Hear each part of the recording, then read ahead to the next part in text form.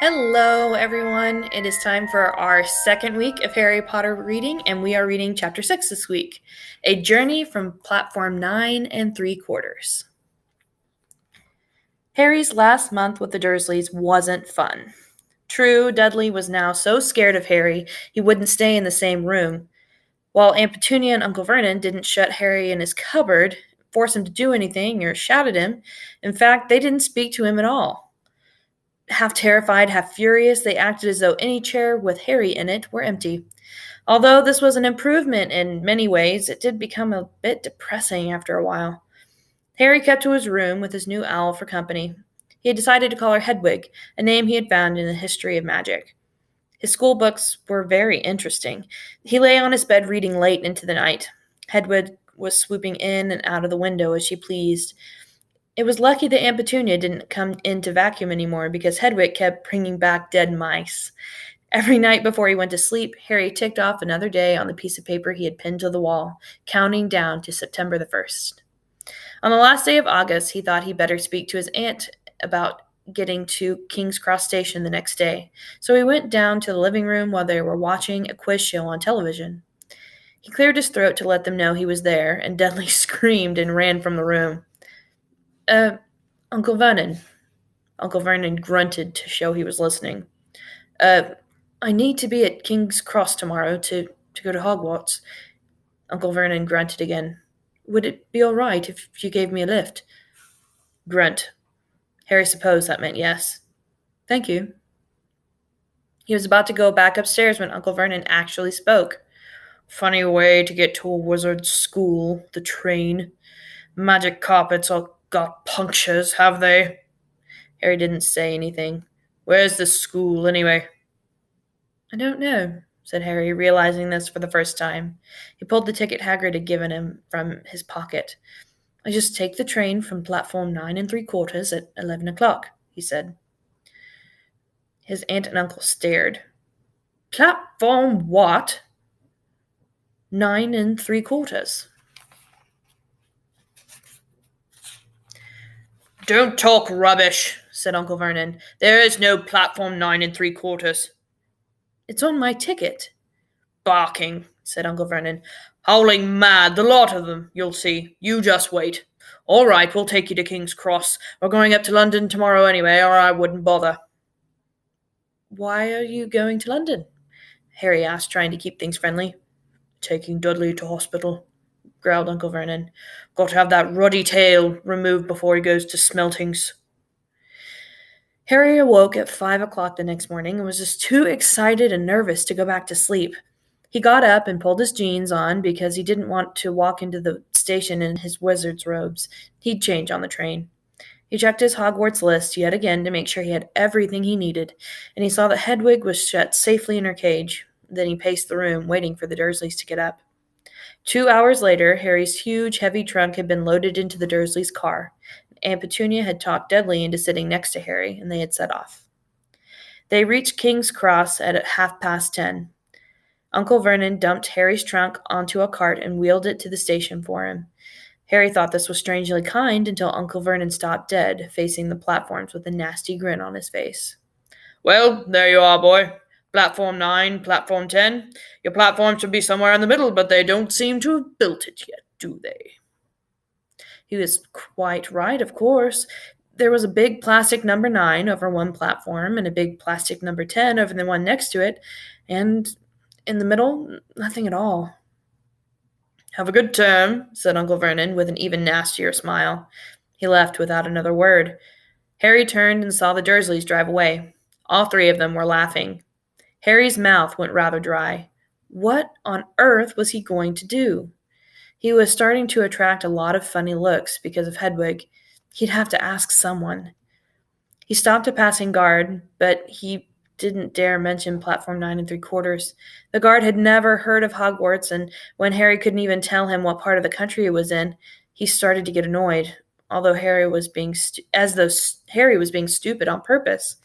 Getting desperate, Harry asked for the train that left at 11 o'clock, but the guard said that there wasn't one.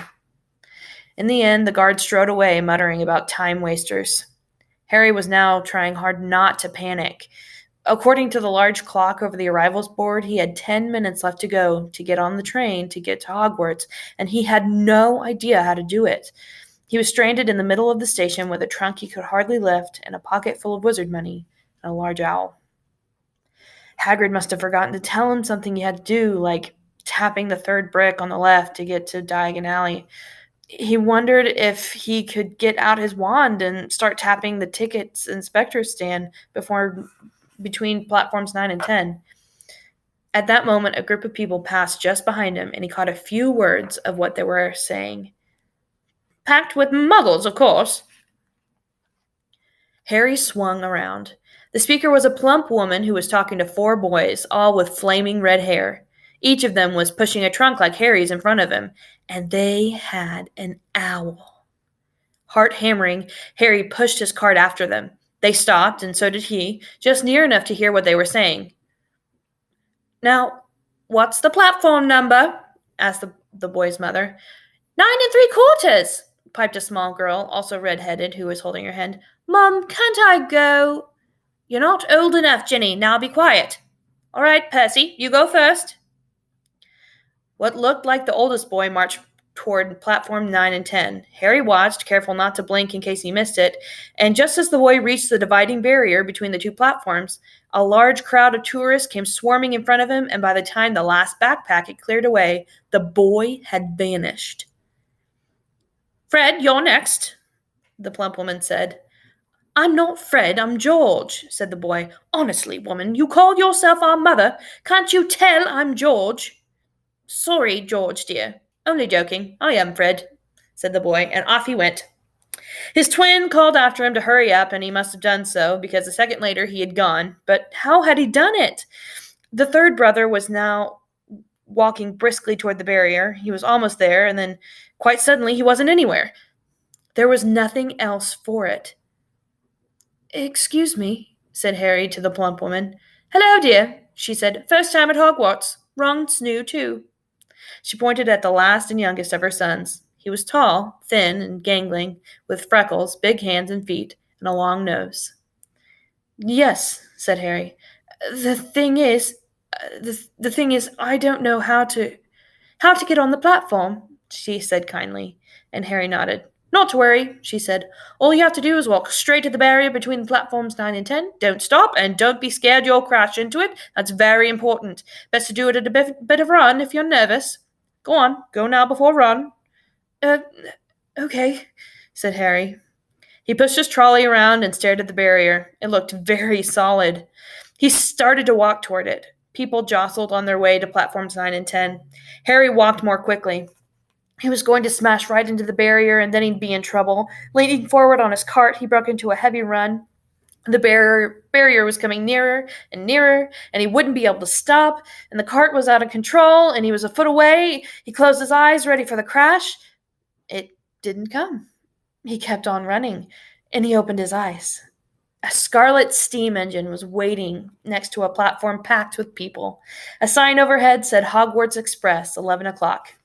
Harry looked behind him and saw a wrought iron archway with the barrier where the barrier had been, with the words platform 9 3/4 on it. He had done it. Smoke from the engine drifted over the heads of the chattering crowd, while cats of every color wound here and there between their legs. Owls hooted to one another in a disgruntled sort of way over the babble and scraping of heavy trunks. The first few carriages were already packed with students, some hanging out the window to talk to their families, some fighting over seats. Harry pushed his cart down the platform in search of an empty seat. He passed a round-faced boy who was saying, "Gran, I've lost my toad again." "Oh, Neville," he heard the old woman sigh. A boy with dreadlocks was surrounded by a small crowd. "Give us a look, Lee. Go on." The boy lifted the lid of a box in his arms, and the people around him shrieked and yelled as something inside poked out a long, hairy leg. Harry pressed through the crowd until he found an open compartment near the end of the train. He put Hedwig inside first, and then started to shove and heave his trunk toward the train door. He tried to lift it up the steps, but could hardly raise one end twice and dropped it painfully on his foot. "Want a hand?" It was one of the red-haired twins he'd followed through the barrier. "Yes, please," Harry panted. "Oi, Fred, give me an help." With the twins' help, Harry's trunk was at last tucked away in a corner of the compartment. Thanks, said Harry, pushing his sweaty hair out of his eyes. What's that? Said one of the twins suddenly, pointing at Harry's lightning scar. Blimey, said the other twin. Are you? He is, said the first twin. Aren't you? He asked to Harry. What? Said Harry. Harry Potter, chorused the twins. Oh, him, said Harry. I mean, yes, I am. The two boys gawked at him, and Harry felt himself turning red. Then, to his relief, a voice came floating through the train's open door. Fred, George, are you there? Coming, Mum. With a last look at Harry, the twins hopped off the train.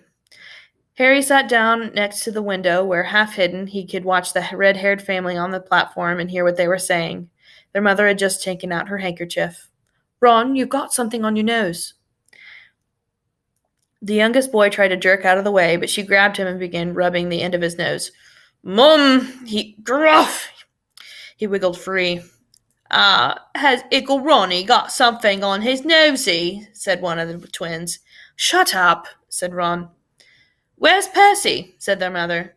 He's coming now. The oldest boy came striding into sight. He had already changed into billowing black Hogwarts robes, and Harry noticed a shiny silver badge on his chest with the letter P on it. Can't stay long, Mother, he said. I'm up front. The prefects have got 2 compartments to themselves.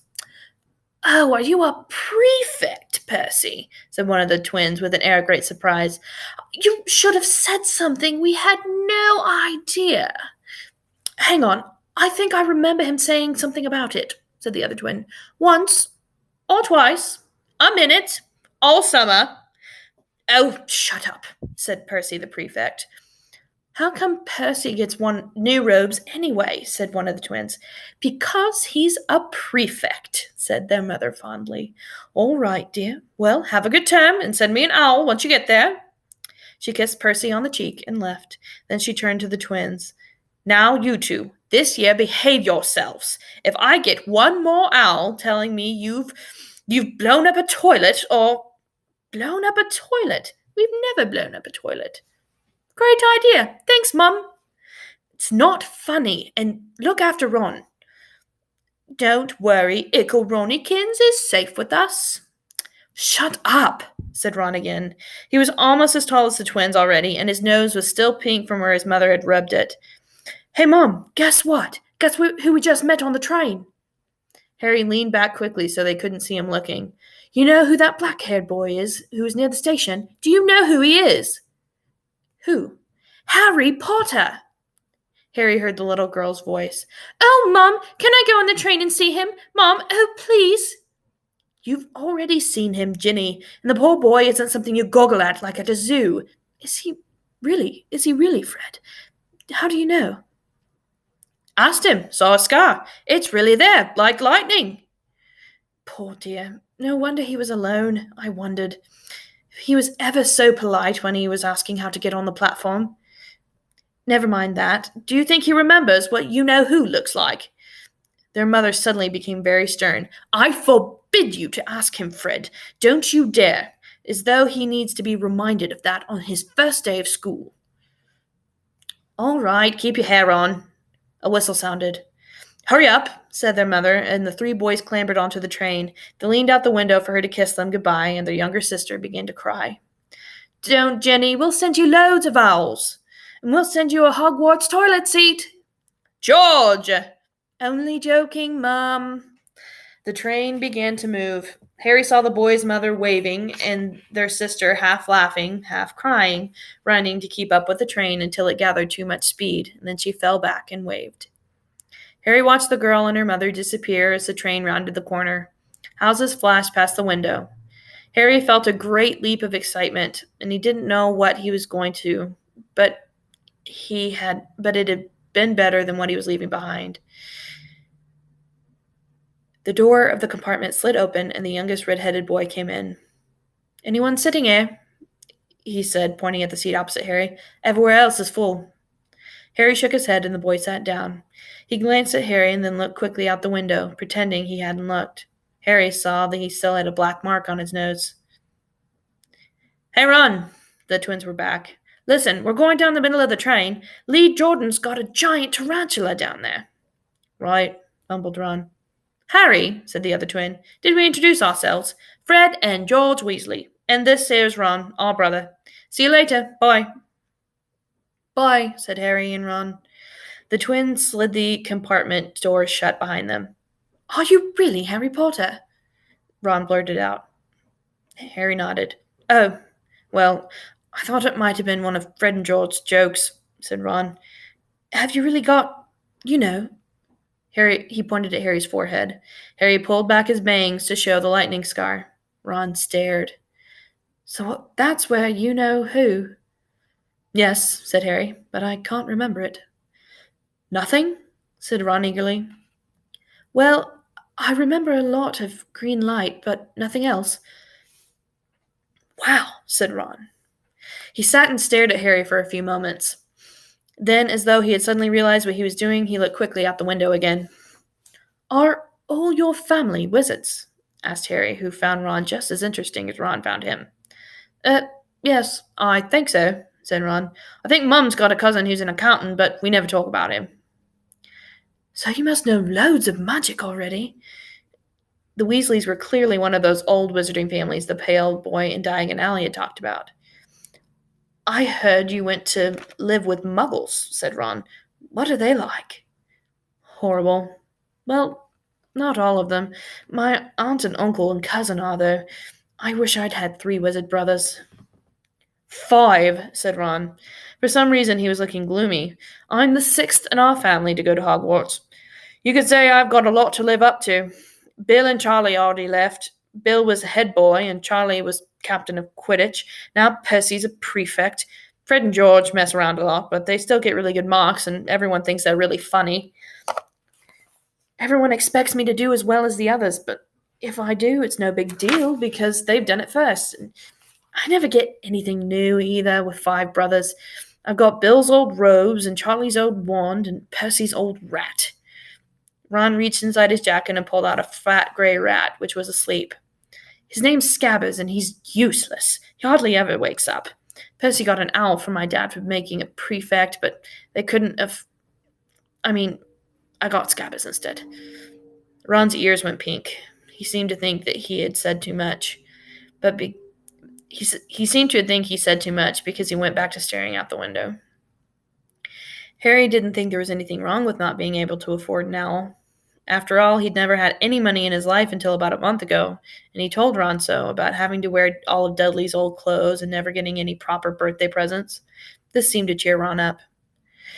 And until Hagrid told me, I didn't know anything about being a wizard or my parents or Voldemort. Ron gasped. What? Said Harry. You said you know whose name, said Ron, sounding both shocked and impressed. I'd have thought you, of all people. I'm not trying to be brave or anything saying the name, said Harry. I just never knew you shouldn't. See what I mean? I've got loads to learn, I bet, he added, voicing for the first time something he'd been worrying about lately. I bet I'm the worst in the class. You won't be. There's loads of people who come from Muggle families, and they learn quick enough. While they'd been talking, the train had carried them out of London. Now they were speeding past fields full of cows and sheep. They were quiet for a long time, watching the fields and lanes flick past. Around 12:30, there was a great clattering inside the corridor, and a smiling, dimpled woman slid their door back and said, Anything off the cot, dears? Harry, who hadn't had any breakfast, leapt to his feet. But Ron's ears went pink again, and he muttered that he'd brought sandwiches. Harry went out into the corridor. He had never had any money for candy with the Dursleys, and now he had pockets rattling with gold and silver. He was ready to buy as many Mars bars as he could carry. But the woman didn't have Mars bars. What she did have were Bertie Bott's Ever-Flavor beans, Drubald's Best blowing gum, chocolate frogs, pumpkin pasties, cauldron cakes, licorice wands, and a number of other strange things Harry had never seen ever in his life. Not wanting to miss anything, he got some of everything and paid the woman 11 silver sickles and 7 bronze nuts. Ron stared as Harry brought it all back to his compartment and tipped into an empty seat. Hungry, are you? Starving, said Harry, taking a large bite out of a pumpkin pasty. Ron had taken a lumpy package and unwrapped it. There were 4 sandwiches inside. He pulled one of them apart and said, "She always forgets I don't like corned beef." "Swap you for one of these," said Harry, holding up a pasty. "Go on." "You don't want this. It's all dry," said Ron. "She hasn't got much time," he added quickly. "With 5 of us." "Go on, have a pasty," said Harry, who had never had anything to share before, or, indeed, anyone to share it with. It was a nice feeling sitting there with Ron, eating their way through all of Harry's pasties, cakes, and candies. The sandwiches lay forgotten. "What are these?" Harry asked Ron, holding up a pack of chocolate frogs. "They're not really frogs, are they?" He was starting to feel like nothing would surprise him. "No," said Ron, "but see what the card is. I'm missing a gripper." "What?" "Oh, of course, you wouldn't know. Chocolate frogs have cards inside them, to collect famous witches and wizards. I've got about 500, but I haven't got a gripper, Ptolemy." Harry unwrapped his chocolate frog and picked up the card. It showed a man's face. He wore half-moon glasses and had a long, crooked nose, and flowing silver hair, beard, and mustache. Underneath the picture was the name Albus Dumbledore. "So this is Dumbledore," said Harry. "Don't tell me you've never had a Dumbledore," said Ron. "Can I have a frog? I might get a gripper." "Thanks." Harry turned over his card and read, "Albus Dumbledore, currently headmaster of Hogwarts. Considered by many the greatest wizard of modern times, Dumbledore is particularly famous for his defeat of the dark wizard Grindelwald in 1945, for the discovery of 12 uses of dragon's blood, and for his work on alchemy with his partner Nicholas Flamel. Professor Dumbledore enjoys chamber music and 10-pin bowling." Harry turned the card over and saw to his astonishment that Dumbledore's face had disappeared. "He's gone." "Well, you can't expect him to hang around all day," said Ron. "He'll be back." "No, I've got Morgana again. I've got about 6 of her. Do you want it? You can start collecting." Ron's eyes stayed to the pile of chocolate frogs waiting to be unwrapped. "Help yourself," said Harry. "But in, the Muggle world, people don't just move. They stay put in photos." "Do they?" "What, they don't move at all?" said Ron, sounding amazed. "Weird." Harry stared as Dumbledore sidled back into the picture of the card and gave a small smile. Ron was more interested in eating the frogs than looking at the famous witches and wizards, but Harry couldn't keep his eyes off of them. Soon he had not only Dumbledore and Morgana, but Hengist of Woodcroft, Albert Grunion, Circe, Paracelsus, and Merlin. He finally tore his eyes away from the druidess Cladonia, who was scratching her nose, to open a bag of Bertie Bott's every flavor beans. "You want to be careful with those," Ron warned Harry. "When they say every flavor, they mean every flavor. You get all the ordinary ones like chocolate and peppermint and marshmallow and marmalade, but you can also get ones like spinach and liver and tripe. George reckons he got a bogey-flavored one once." Ron picked up a green bean and looked at it carefully and bit into the corner. "Ugh, see? Sprouts." They had a good time eating the every flavor beans. Harry got toast, coconut, baked bean, strawberry, curry, grass, coffee, sardine. He was even brave enough to nibble on the end of a funny gray one Ron wouldn't touch, which turned out to be pepper. The countryside now flying past the window was becoming wilder. The neat fields had gone. Now there were woods, twisting rivers, and dark green hills. There was a knock on the door of their compartment, and the round-faced boy Harry had passed on the platform 9 3/4 came in. He looked tearful. "Sorry," he said, "but have you seen a toad at all?" When they shook their heads, he wailed, "I've lost him! He keeps getting away from me!" "He'll turn up," said Harry. "Yes," said the boy miserably. "Well, if you see him." He left. "Don't know why he's so bothered," said Ron. "If I had brought a toad, I'd want to lose it as quick as I could. Mind you, I brought Scabbers, so I can't talk." The rat was still snoozing on Ron's lap. "He might have died, and you wouldn't know the difference," said Ron in disgust. "I tried to turn him yellow yesterday to make him look more interesting. The spell didn't work. I'll show you. Look." He rummaged around in his trunk and pulled out a very battered-looking wand. It was chipped in places, and something white was glinting on the end.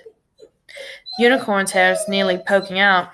Anyway," He had just raised his wand when the compartment door slid open once again. The toadless boy was back, but this time he had a girl with him. She was already wearing her new Hogwarts robes. "Has anyone seen a toad? Neville's lost one," she said. She had a bossy sort of voice and lots of bushy brown hair, and rather large front teeth. "We've already told him we haven't seen it," said Ron, but the girl wasn't listening. She was looking at the wand in his hand. "Oh, are you doing magic? Let's see it, then." She sat down. Ron looked taken aback. All right." He cleared his throat. "Sunshine, daisies, butter, mellow, turn this stupid fat rat yellow." He waved his wand, but nothing happened. Scabbers stayed gray and fast asleep. "Are you sure that's a real spell?" said the girl.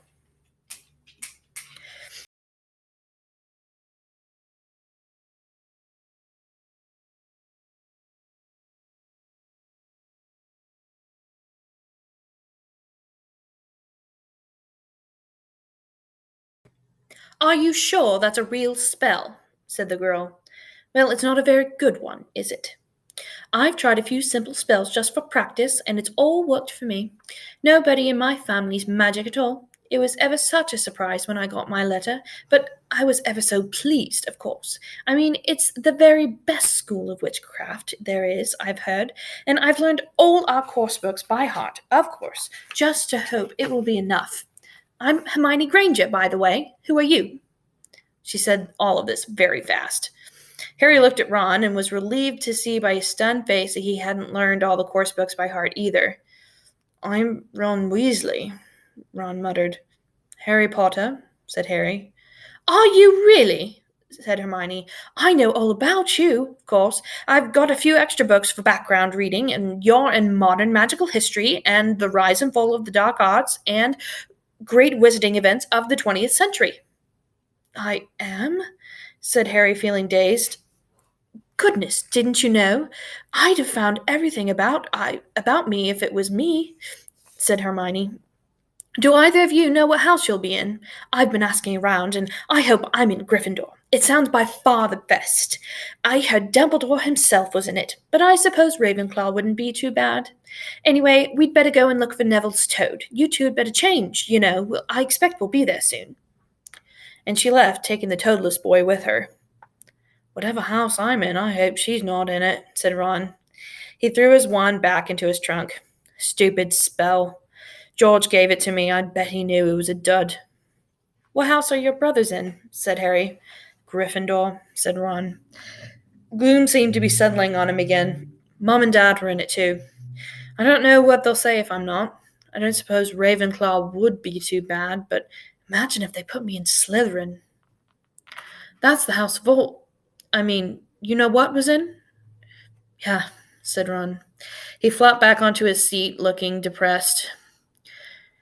"You know, I think the ends of Scabbers' whiskers are a bit lighter," said Harry, trying to take Ron's mind off houses. "So, what do your oldest brothers do now that they've left, anyway?" Harry was wondering what a wizard did once he'd finished school. "Charlie's in Romania studying dragons, and Bill's in Africa doing something for Gringotts," said Ron. "Did you hear about Gringotts? It's been all over the Daily Prophet, but I don't suppose you get that with muggles. Someone tried to rob a high-security vault." Harry stared. "Really? What happened to them?" "Nothing. That's why it's such big news. They haven't got caught. My dad says it must have been a powerful dark wizard to get around Gringotts, but I don't think they took anything. That's what's odd. Of course, everyone gets scared when something like this happens and think you know who's behind it." Harry turned this news over in his mind. He was starting to get a prickle of fear every time you know who was mentioned. He supposed all of this was due to entering the magical world, but he'd been a lot more comfortable saying Voldemort without worrying. "What's your Quidditch team?"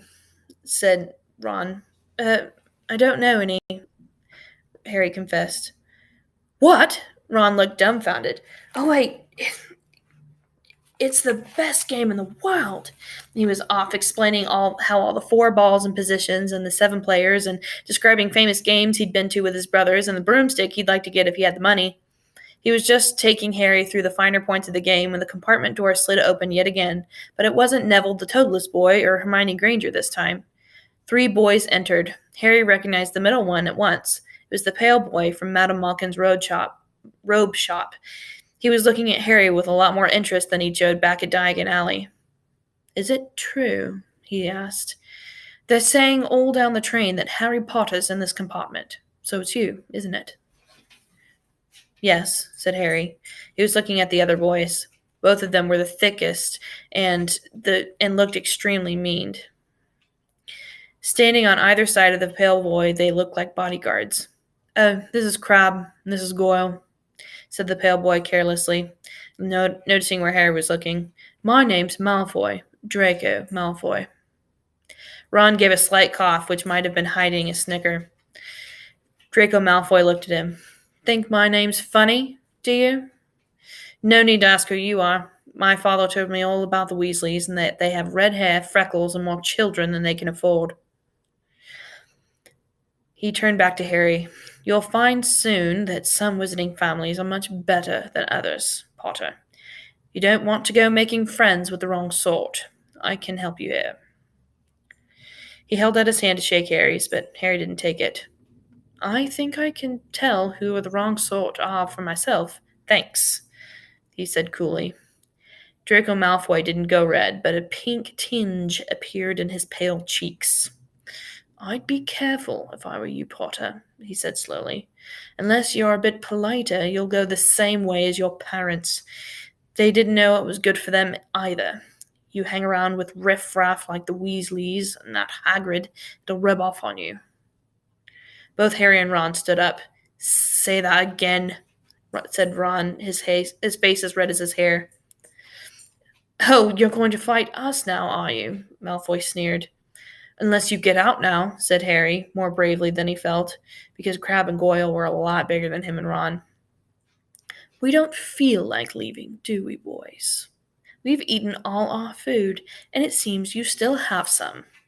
Goyle reached toward the chocolate frogs next to Ron, and Ron leapt forward. Before he'd done so much as touch Goyle, Goyle let out a horrible yell. Scabbers the rat was hanging off his finger, his sharp little teeth sunk deep into Goyle's knuckle. Crabbe and Malfoy backed away as Goyle swung Scabbers around and around, howling, and when Scabbers finally flew off and hit the window, all 3 of them disappeared at once. Perhaps they thought there were more rats lurking among the sweets, or perhaps they'd heard footsteps, because a second later Hermione Granger had come in. "What has been going on?" she said, looking at all the sweets all over the floor and Ron picking up Scabbers by his tail. "I think he's been knocked out," said Ron to Harry. He looked closer at Scabbers. "No, I don't believe it. He's gone back to sleep." And so he had. "You've met Malfoy before." Harry explained their meeting in Diagon Alley. "I've heard of his family," said Ron darkly. "They were some of the first to come back to our side after you-know-who disappeared. Said they'd been bewitched. My father doesn't believe it. He says Malfoy's father didn't need an excuse to go over to the dark side." He turned to Hermione. "Can we help you with something?" "You better hurry up and put your robes on. I've just been up to the front to ask the conductor. He says we're nearly there. You haven't been fighting, have you? You'll be in trouble before we ever get there." "Scabbers has been fighting, not us," said Ron, scowling at her. "Would you mind leaving while we change?" "All right, I only came up here because people outside are behaving very childishly, racing up and down the corridors," said Hermione in a snippy voice. "You've got dirt on your nose, by the way. Did you know?"